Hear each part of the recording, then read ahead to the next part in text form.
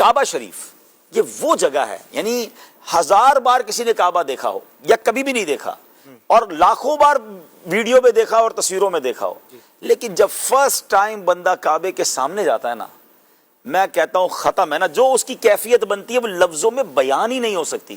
بندہ اتنا سا ہو جاتا ہے، اس کو لگتا ہے کہ میں کہاں آ گیا ہوں، میں واقعی کعبے کے سامنے ہوں، میں رحمان کے گھر کے سامنے ہوں، میں کریم کے گھر کے سامنے ہوں، اور پھر آنکھوں سے خود بخود آنسو بہتے ہیں۔ اور علماء نے ایک بڑی پیاری بات بھی فرمائی کہ جو یہ ہے نا کہ کعبے پر پہلی نگاہ پڑتے ہی دعا قبول ہوتی ہے، فرمایا اس کی ایک وجہ یہ ہے کہ کعبے کو دیکھ کر تمہارے دل پر جو کیفیت طاری ہوتی ہے نا، ایکچوئل وہ کیفیت کی وجہ سے دعا قبول ہوتی ہے۔ یہ کیفیت وطن میں طاری ہو جائے تب بھی دعا قبول ہو جائے گی۔ تو کعبے کو دیکھ کر واقعی، یعنی ناظرین آپ کو شاید میں الفاظ میں نہیں بیان کر پاؤں گا، جو گئے وہ میری بات کو ایکسپٹ کریں گے، اسپیچ لیس۔ کعبے پر پڑی جب پہلی نظر، واقعی کیا چیز ہے دنیا بھول گیا، انبلیویبل۔ یقین کریں ایسا دل کے قریب یہ شعر ہے۔ صرف الفاظ نہیں مانگتے، کبھی اشک مانگتے ہیں، کبھی دل مانگتا ہے، کبھی کیفیت مانگتی ہے۔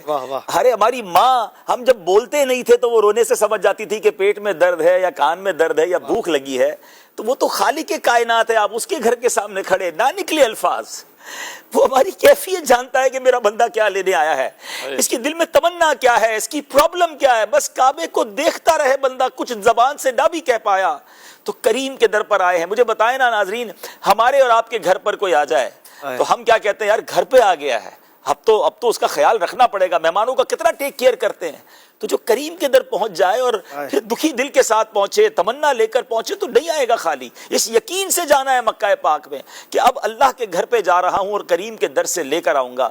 واقعہ میں نے پہلے بھی سنایا، لیکن کہتے نا کچھ الفاظ ادھر لگتے ہیں، کہ ایک صاحب نے بتایا کہ کعبے کے دروازے کے سامنے، اچھا میں نے کہا نا واقعات سب کے ساتھ ہوتے ہیں، تو واقعی کبھی کبھی تو وہ کہتے چنگاری ہوتے ہیں کچھ لوگ، برابر میں بیٹھ کر ایسے دعا مانگ رہے ہوتے ہیں یا ایسے الفاظ سے دعا مانگ رہے ہوتے ہیں، ہمیں کرنٹ لگ جاتا ہے کہ یار یہ کیسے بات کر رہا ہے اللہ تعالیٰ سے، اور اس کی کیفیت کیا ہے۔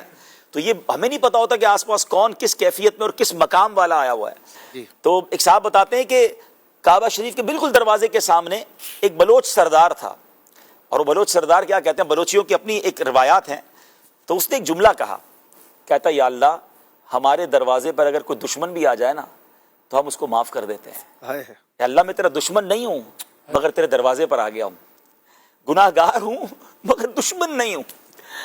اللہ اکبر۔ اب یہ دیکھیں نا کیسے الفاظ ہیں کہ دنیا میں دشمن چل کر آ جائے تو لوگ معاف کر دیتے ہیں، تو اگر ہم کریم کے در پر گناہ گار ضرور ہیں، اللہ کے دشمن تھوڑی، ہم تو اس کو رب مانتے ہیں۔ تو کعبے پر جانا تو خوب آنسو بہانا، کعبے پر جانا تو خوب دعائیں کرنا، اور یہ سوچ کر جانا کہ اب بخشوا کر بھی آنا ہے اور اب گناہ نہیں کرنے، اس کریم کی اب نافرمانی نہیں کرنی۔